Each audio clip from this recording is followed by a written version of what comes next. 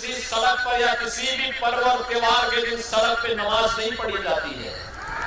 कोई अजान की आवाज नहीं, अजान की आवाज केवल मस्जिद के अंदर रहेगी, उसके बाहर नहीं। মসজিদে আজান বন্ধ করে দেওয়া হয়েছে, নামাজ পড়তে দেওয়া হয় না। আরে যোগী, ওকে ভাবতে হবে এটা বাংলা, এটা সম্প্রীতির বাংলা। এখানে এক জায়গায় আজান হয়, এক জায়গায় মন্দিরে ঘন্টা বাজে। এখানে একজন গ্রাম থেকে এক ভাই যায় মসজিদে আর এক ভাই যায় মন্দিরে। এই সম্প্রীতিকে নষ্ট করতে পারবে না। আজকে চিন্তা করুন যে মসজিদের যে নামাজ হয়, মসজিদের নামাজ মসজিদের ভেতরেই হয়। নামাজ মসজিদ ভরে গেলে বাইরে লোকজন জড়ো হয়ে যায়, রাস্তায় দাঁড়িয়ে যায়। যেমন মন্দির রাস্তায় হিন্দু সম্প্রদায় দুর্গাপুজো হয়, দুর্গাপুজোর মন্দির ভর্তি হয়ে যায়, ভর্তি হয়ে মানুষ ভরে রাস্তা বন্ধ হয়ে যায়।